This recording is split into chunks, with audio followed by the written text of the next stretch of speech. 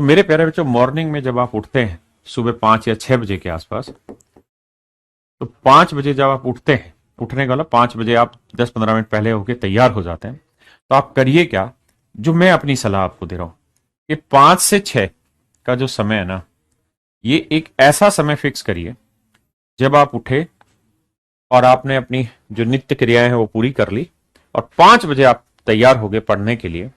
तो मेरे प्यारे बच्चों, यहां आप जो तैयारी स्टार्ट कर रहे हैं ना, वो तैयारी करनी स्टार्ट करिए मेरे प्यारे बच्चों जीएस की।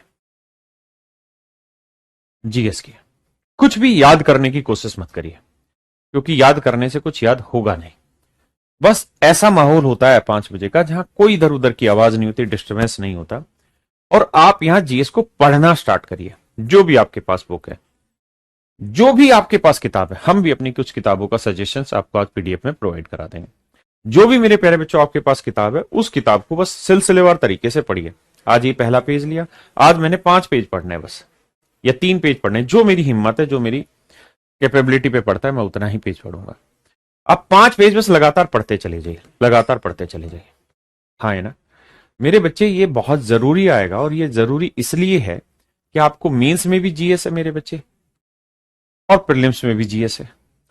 और मैथ एक ऐसा सिलेबस है, या मैथ एक ऐसा पार्ट है जिसमें आप 100% स्कोर कर जाएंगे, इसमें कोई दो राय नहीं। जो मैं पढ़ाऊंगा 100% स्कोर आपका आ जाएगा, मतलब आउट ऑफ आउट पूरा कंप्लीट नंबर आपके आ जाएंगे। तो जीएस को 1 घंटा आपको डेली देना ही देना है, चाहे कुछ हो जाए, और सबसे मॉर्निंग का समय आप दीजिए, है ना। उसके बाद आप अपने 6 बजे के बाद उठिए, 1-1.5-2 घंटे आप अपना घूम फिर लीजिए, एक्सरसाइज कर लीजिए, माइंड को फिट कर लीजिए, कहीं घूमने निकल जाइए, आधा घंटा 20 मिनट जहां भी आपको व्यवहार मिलता है। और मुझे लगता है 7 बजे से 8 बजे के बीच में आपको फोकस करना चाहिए मेरे बच्चे इंग्लिश पे।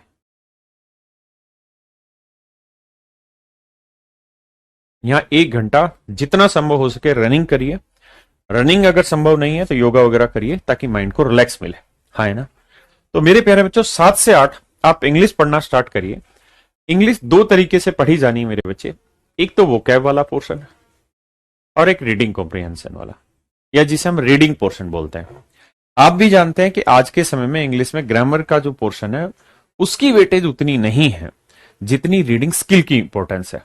तो आपका रीडिंग स्किल जितना बेहतर होगा, उतना बेहतर तरीके से आप परफॉर्म भी कर पाएंगे। मैं ये नहीं कह रहा हूं कि ग्रामर का वेटेज नहीं है सब कुछ वही है, लेकिन उसके बिना भी बहुत सारे बच्चे सिलेक्शन ले रहे हैं।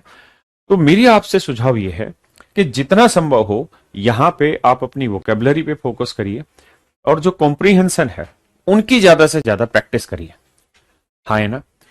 जितना ज्यादा पढ़ा जा सके वो पढ़िए। जब समय मिला तो जो आपने, आपके टीचर ने आपकी क्लास कराई है उसको रिवाइज करने की कोशिश कर लीजिए। उसको मेरे प्यारे बच्चों रिवाइज करिए।